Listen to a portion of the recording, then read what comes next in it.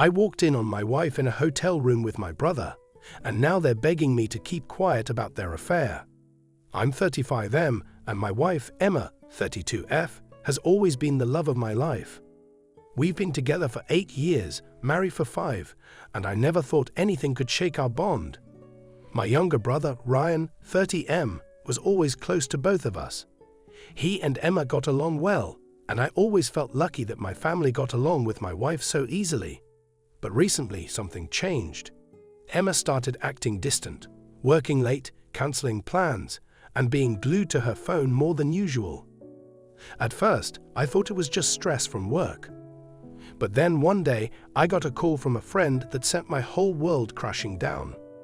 My friend Mike, who works in real estate, called me up, sounding uncomfortable. He said he had seen Emma checking into a hotel in the middle of the day. I brushed it off at first, telling him there had to be an explanation, maybe a work event or a meeting. But deep down, I knew something wasn't right. I couldn't shake the image of her walking into that hotel. So I made a decision that still haunts me. I drove to the hotel myself, heart pounding in my chest, praying that Mike had been wrong. What I found there was worse than anything I could have imagined. I walked into the hotel lobby, trying to keep my hands from shaking. I didn't know what I was going to do if I saw her. As I waited near the elevators, my mind was racing with all the possible scenarios. Maybe she was meeting a client. Maybe this was all just a misunderstanding. But then I saw it. Emma stepping out of the elevator with Ryan, my brother. They were laughing, his arm casually draped around her shoulder like it was the most normal thing in the world. My stomach twisted in knots. This wasn't just a misunderstanding. This was betrayal on the deepest level. I followed them, keeping my distance, as they walked toward a room at the end of the hall. I could barely breathe as I watched Ryan pull out a keycard and unlock the door. They disappeared inside, and I stood there frozen. For a moment, I thought about walking away, pretending I hadn't seen anything. But then rage took over. My brother, my wife, how could they do this to me? Without thinking, I marched up to the door and pounded on it, my heart hammering in my chest. It only took a few seconds for Emma to open the door, her face going pale when she saw me standing there. She didn't say anything at first, just stood there like a deer caught in headlights. Ryan appeared behind her, his expression just as shocked. I couldn't believe what I was seeing, my wife, half-dressed, in a hotel room with my brother. I pushed past Emma and stormed into the room, feeling like my entire world was spinning out of control. What the hell is going on here? I shouted, my voice shaking with fury. Emma started to cry, and Ryan just stood there, his face pale as a ghost. "It's not what it looks like," Emma stammered, but I wasn't buying it. Not this time. Not what it looks like. I laughed bitterly, my fists clenched at my sides. "You're in a hotel room with my brother. How the F is this not what it looks like?" Ryan tried to step forward, his hands up in some pathetic attempt to calm me down. "Bro, please, let me explain," he said, but I cut him off. "Explain? You've been F-ing my wife, Ryan." My voice cracked, the betrayal hitting me like a freight train. Emma was sobbing now, trying to reach for me, but I backed away. I couldn't stand the sight of her, or him. Everything was crumbling around me. Ryan finally spoke, his voice shaky. "It wasn't supposed to be like this. We didn't mean for it to happen," he said, his words making my blood boil even more. "Didn't mean for it to happen," I repeated, my voice rising. "You've been sneaking around behind my back, F-ing my wife, and you're telling me it just happened?" Emma tried to interrupt, but I couldn't listen to her excuses. "How long?" I demanded, turning to face her. "How long have you been doing this?"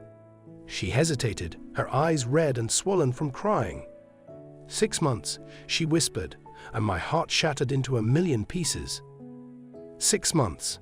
For half a year, the two people I trusted most in the world had been lying to me, betraying me, and laughing behind my back. I could feel my vision blurring with rage. I wanted to hit something, anything. But instead, I just stood there, fists clenched, trying to keep myself from losing control. "Why?" I asked, my voice barely a whisper. "Why would you do this to me?" Emma looked down, unable to meet my eyes. I don't know, she mumbled. It just happened. That pathetic excuse felt like a slap in the face. It just happened. That's all she had to say. Ryan stepped forward again, his voice desperate. It was a mistake, okay? We were both feeling lost, and it just happened. We never wanted to hurt you. I felt like I was going to be sick. You never wanted to hurt me, I shouted, finally losing control. You've been screwing my wife behind my back for 6 months. You didn't think that would hurt me. Emma was crying harder now, her hands shaking as she tried to explain. We didn't mean for it to go this far, she sobbed. It was a mistake, I swear. Please just let me explain. I couldn't take it anymore. The room felt like it was closing in on me, and I needed to get out of there. I turned to leave, but Ryan grabbed my arm. Wait, he said, his voice shaking. Please don't tell Mom and Dad. They'll never forgive me. His words stopped me in my tracks. Of course, he was worried about our parents. The golden child, the favorite son. He couldn't bear the thought of them knowing what he'd done. I turned to face him, my anger boiling over. You're worried about what they'll think of you, I spat. You're worried about your reputation. Unbelievable. Emma stepped forward, her voice trembling. Please, we can work through this, she begged, reaching for my hand. I pulled away, disgusted. Work through this? I laughed bitterly. How am I supposed to work through my wife effing my brother? She flinched at my words, but I didn't care.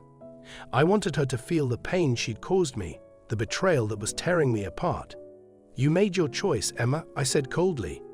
Both of you did, and now you have to live with it. I turned and walked out of the hotel room, leaving them standing there, stunned and speechless. I drove around for hours that night, not knowing where to go or what to do. I felt like my entire world had been ripped apart in a matter of minutes. My wife, my brother, how could they do this to me? The thought of confronting my parents crossed my mind, but I couldn't bring myself to do it. Not yet. I didn't know how to explain what had happened, and part of me still couldn't believe it. 6 months of lies, 6 months of betrayal, and they thought I could just walk away and forget it. The next few days were a blur.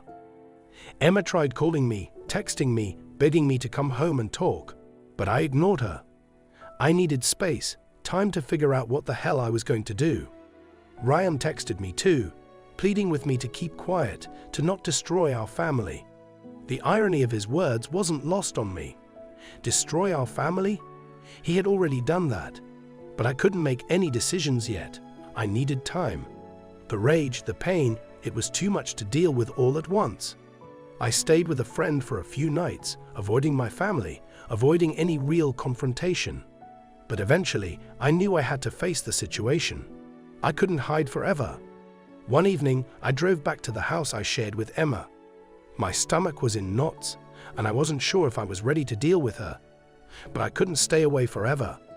When I walked in, the house was eerily quiet. Emma was sitting at the kitchen table, her face pale and puffy from crying.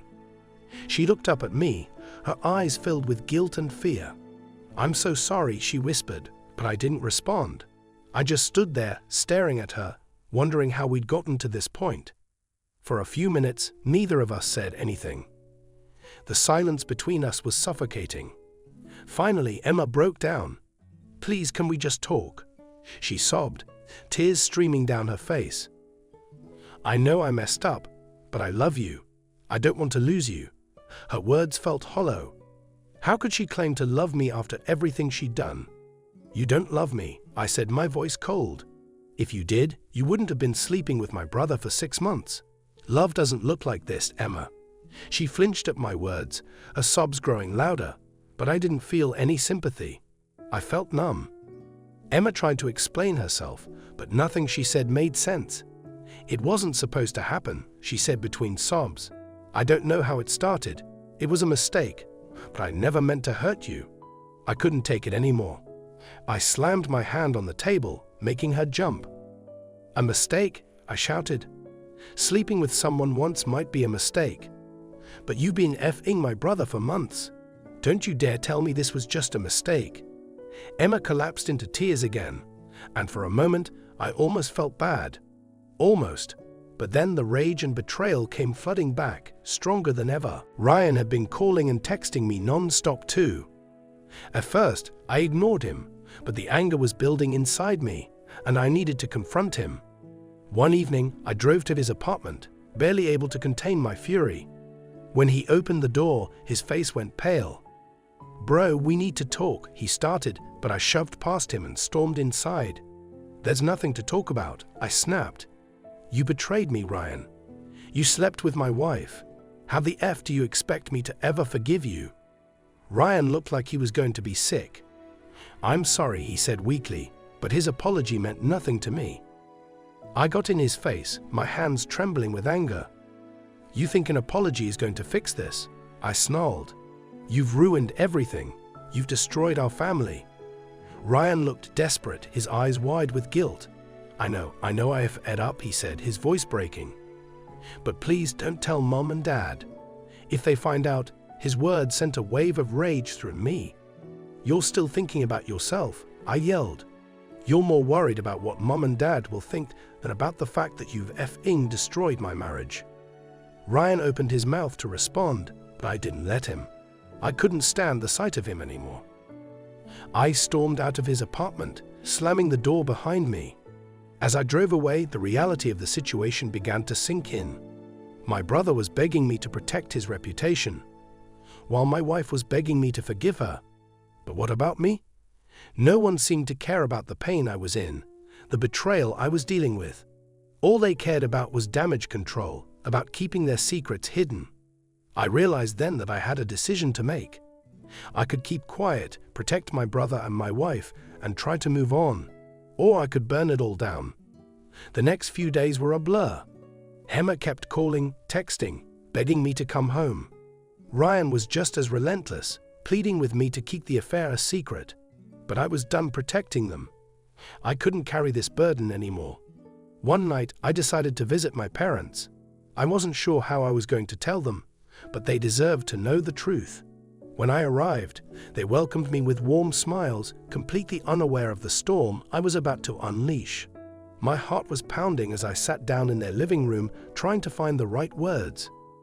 "I need to tell you something," I began, my voice shaking. My parents immediately noticed that something was wrong. "What is it?" my mom asked, concern etched across her face. I hesitated for a moment, wondering if I was making the right decision. But the weight of the secret was crushing me. "It's about Emma and Ryan," I said, my voice barely above a whisper. My dad furrowed his brow, clearly confused. "What about them?" I took a deep breath, feeling like I was about to jump off a cliff. "They've been having an affair," I finally said. The words hung in the air like a bomb waiting to go off. The room went silent, my mom's face went pale, and my dad's expression darkened with disbelief. "What?" he finally said, his voice low and dangerous. "Are you sure?" I nodded, feeling the tears well up in my eyes. "I walked in on them at a hotel. It's been going on for months." My mom gasped, her hand covering her mouth, while my dad clenched his fists. "I can't believe this," he muttered, pacing the room. "How could Ryan do this? How could they betray you like this?" I didn't have any answers. All I knew was that everything had fallen apart, and I didn't know how to put it back together. My mom started crying, the realization hitting her like a ton of bricks. "I can't believe this," she kept repeating, her voice shaky. "How could they do this?" My dad, on the other hand, was furious. "I'm going to talk to Ryan," he growled, reaching for his phone. But I stopped him. "No," I said, my voice trembling. "I already confronted him. He's begging us not to tell anyone. He's worried about what people will think." My dad's face twisted with disgust. "Worried about what people will think? He should be worried about what he's done to you, to this family." I nodded, feeling the weight of my dad's words. In the days that followed, my parents confronted Ryan. The fallout was brutal. Ryan tried to apologize, but my dad was having none of it. "You don't get to apologize for this," my dad said coldly. "You don't get to F up your brother's life and then ask for forgiveness. I don't even want to look at you right now." My mom was heartbroken, but she refused to let Ryan off the hook. "How could you do this to your own brother?" she asked, tears streaming down her face. Ryan had no answers. He just stood there, ashamed and silent. Meanwhile, Emma continued to beg me to come home. "We can work through this," she kept saying. "I know I made a mistake, but we can get past it." But her words felt empty. How could we work through this? How could I ever trust her again after what she'd done? I felt torn between the life we had built together and the betrayal that had destroyed it. Part of me wanted to forgive her, to go back to the way things were. But another part of me knew that things could never be the same. The trust was gone, and I wasn't sure it could ever be rebuilt. One night, I finally agreed to meet with Emma. We sat down at a small cafe, the tension between us palpable. She looked exhausted, like she hadn't slept in days. "I know I messed up," she began, her voice barely above a whisper. "But I love you. I don't want to lose you. Please just give me a chance to make this right." I stared at her, feeling a mix of anger and sadness. "How am I supposed to believe you?" I asked, my voice trembling. "You lied to me for months. You went behind my back with my own brother. How can we ever come back from that?"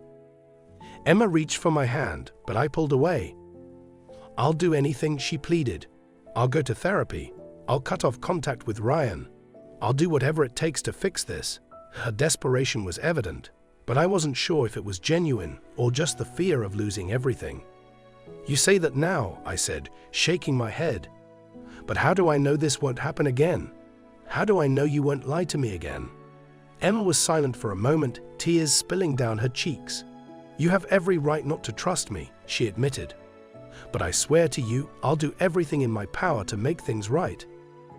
The problem was, I didn't know if things could be made right. Every time I looked at her, all I could see was her betrayal. Every time I closed my eyes, I pictured her with Ryan, laughing behind my back. "It's not just about fixing things, Emma," I said quietly. "It's about the fact that you chose to betray me. You didn't make a mistake once. You made a choice every single time. How am I supposed to get past that?" Emma didn't have an answer. She just sat there, sobbing quietly as I stood up to leave. "I need time," I said. "I need to figure out if I can even begin to forgive you." I left the cafe feeling even more conflicted than before. On one hand, I missed the life we had together. I missed the woman I thought Emma was. But on the other hand, I couldn't shake the anger, the hurt, the absolute devastation she and Ryan had caused. I didn't know how to move forward. I went back to staying with my friend, trying to sort through my emotions, but nothing made sense anymore. Every time I thought I could move on, the anger bubbled back up, reminding me of what they'd done. My life had been ripped apart, and I wasn't sure if it could ever be put back together. A week passed, and I found myself standing in front of the house Emma and I had shared. I didn't know why I was there, but part of me felt like I needed closure, whether that meant ending things for good or giving her one last chance. I took a deep breath and walked inside. Emma was sitting on the couch, staring blankly at the TV, but when she saw me, her face lit up with hope. "You came back," she whispered, standing up and walking toward me. But I stopped her before she could get too close. "We need to talk," I said, my voice steady but firm. We sat down together, the silence between us thick and heavy. I could feel her eyes on me, but I didn't look at her. "I can't keep doing this," I finally said. "I can't live like this, always wondering if you're telling the truth, always questioning every move you make." Emma's face fell, but she didn't say anything. "I know you want to fix things," I continued, "but I don't think I can forgive you. Not for this, not for him." The mention of Ryan sent a wave of fresh anger through me, and I had to stop myself from lashing out. "You and Ryan, you've destroyed everything we had." Emma started to cry again, but I couldn't bring myself to comfort her. "I love you," she whispered through her tears. "I love you more than anything." But her words felt empty, meaningless. "You don't love me," I said, my voice cold. "If you loved me, you wouldn't have done this.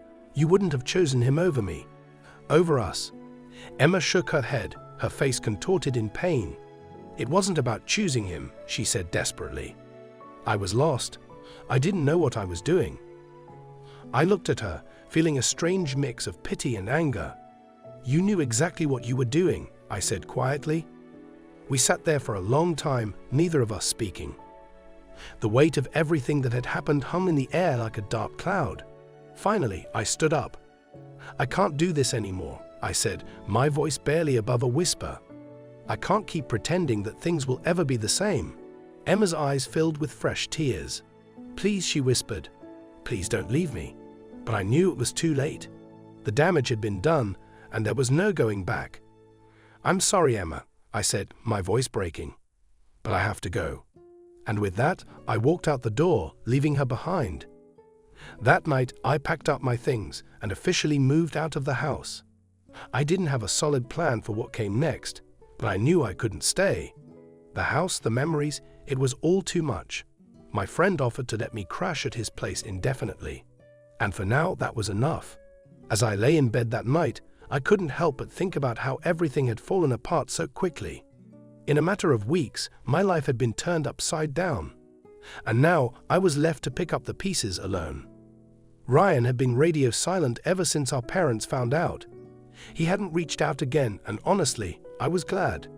I didn't know if I'd ever be able to forgive him for what he'd done. The betrayal from Emma hurt, but the betrayal from my own brother cut even deeper. We'd grown up together, shared everything, and now it felt like I didn't even know him anymore.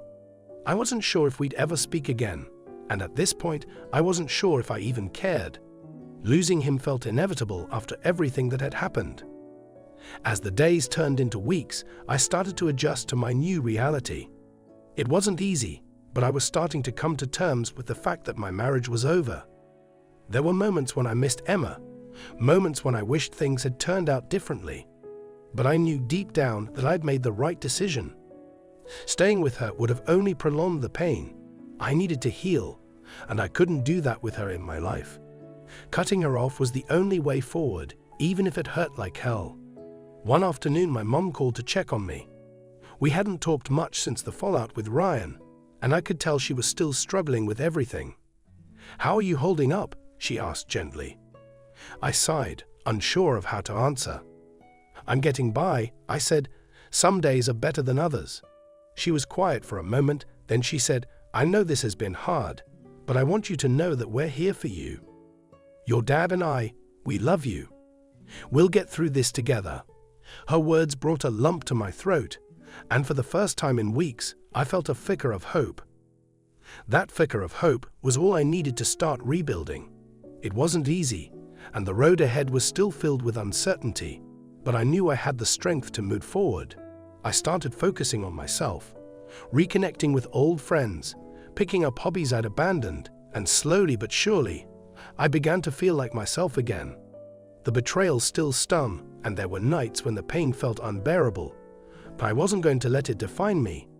Emma and Ryan had taken enough from me. It was time for me to take back control of my life. As for Emma, I hadn't spoken to her since I walked out of that house for the last time. I didn't know what she was doing, and honestly, I didn't care. I had spent too much time worrying about her, about us, and it was time to focus on myself. Ryan had reached out once, but I didn't respond.